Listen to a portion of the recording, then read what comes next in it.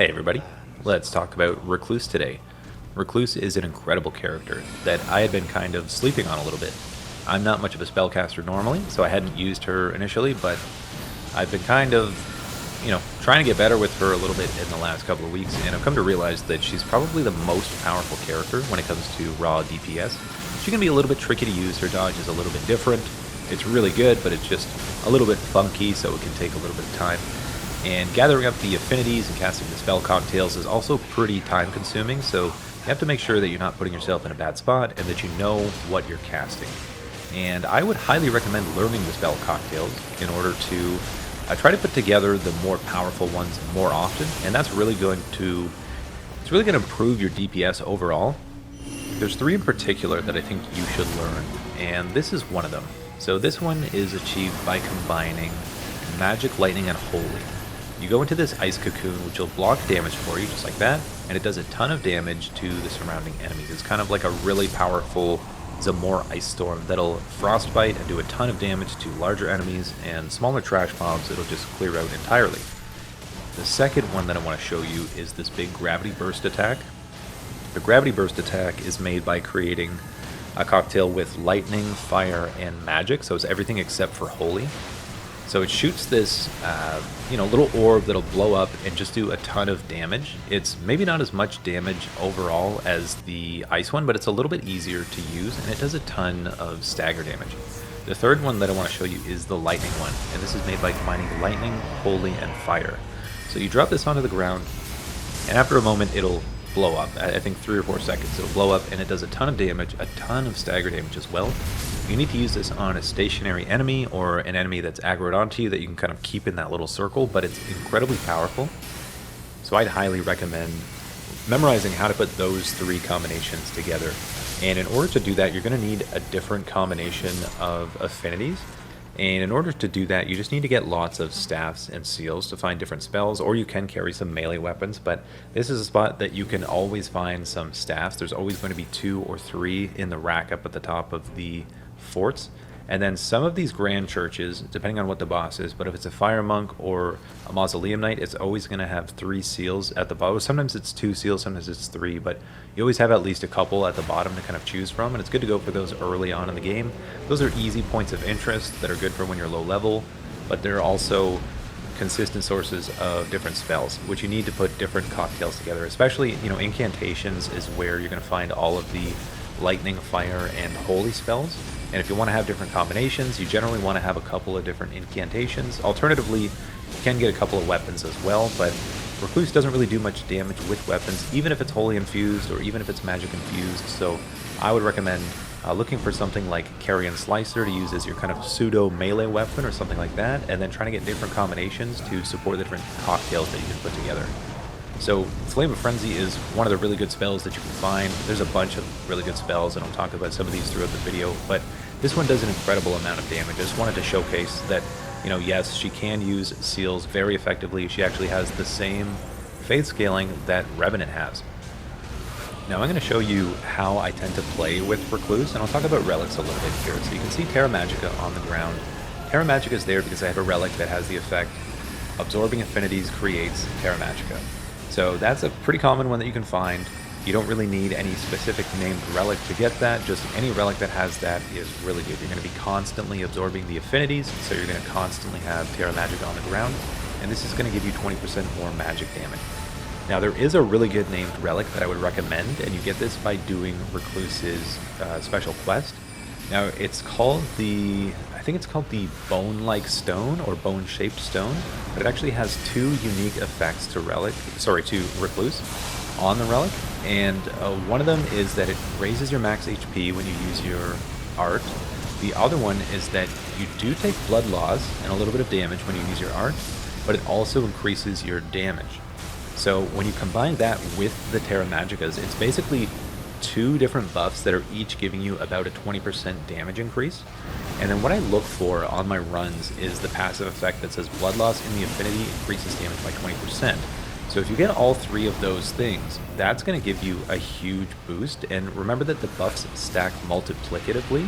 So the more buffs that you have, the more they're really going to multiply. And what you want to do is create a Terra Magica, and then use your ultimate, and then kind of stand in that circle and just use your strongest spells, and you're going to see a huge damage increase on those spells, and then ideally you can set up your strongest spells as well, which is sometimes a little bit tricky, but again, Recluse does have a pretty good dodge, so she doesn't really have a terrible time kind of standing her ground and getting off a big spell or getting behind an enemy or something like that.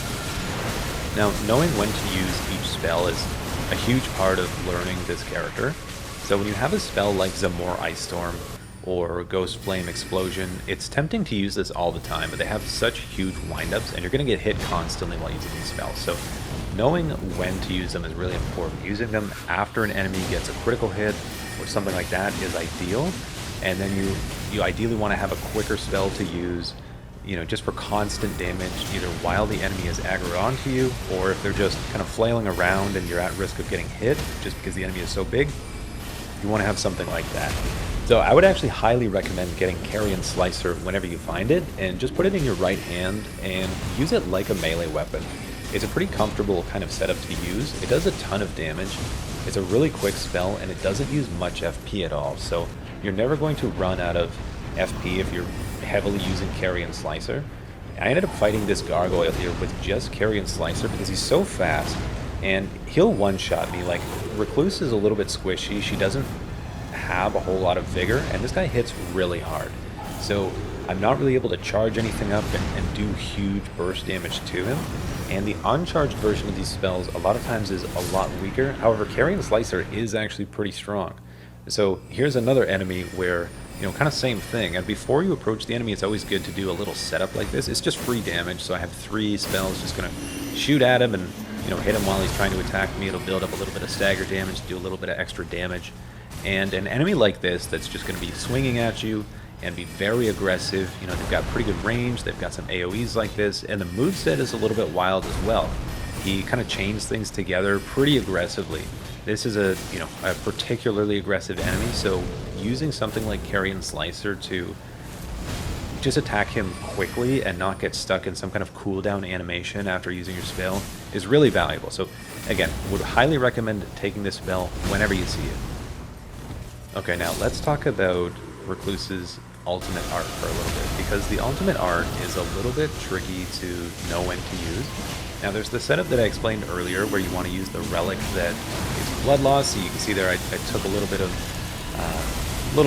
you know, bleed damage there when I used my ult, but I also got increased max HP, and you're able to actually fill up that bar when you do your ult because you get HP back on every hit that you get. And you just want to make sure that you're timing it and using it in a spot where you're actually going to be able to hit the enemy after, make sure that you still have FP when you use it. But I wanted to mention that you can actually use it as a pretty effective finisher. So if the enemy has, you know, maybe like a quarter of their health bar left, or maybe an eighth of their health bar if it's a Night Lord and maybe you can't burst them down that quickly, it's really good to use the art and just make sure that nobody dies on the home stretch there, and everybody's able to get a little bit of health back, get a little bit of FP back, and everybody can be a little bit more aggressive without being punished for it. So it's a nice way to kind of cap off the fight and keep everybody safe a little bit. You do a little bit of damage when the art pops off as well, and it does a little bit of stagger damage.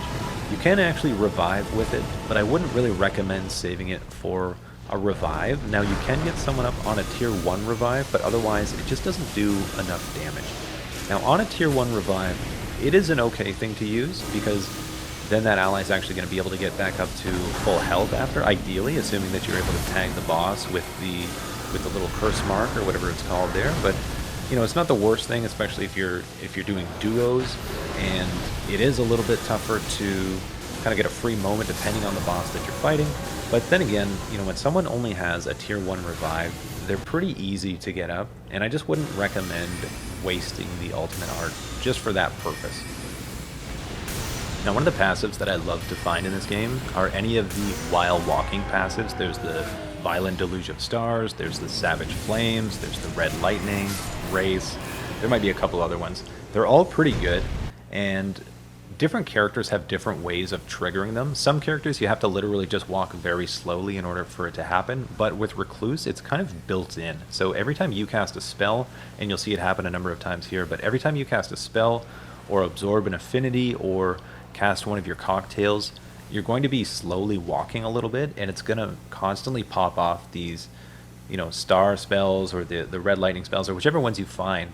And, they're not the highest damaging spells in the game. They don't really compare to the spells that you actually cast with your staffs, but it's extra chip damage that's happening all the time. They do a little bit of stance damage as well, so it's definitely not bad to have that. And with a character like Recluse, where it's going to be happening just constantly and naturally without you having to think about it or do anything differently, it's really impactful. So I'd recommend taking those whenever you find it. And the last tip here is to use Glintstone Arc, and I just see people not doing this for some reason, but use Glintstone Arc to clear these little camps.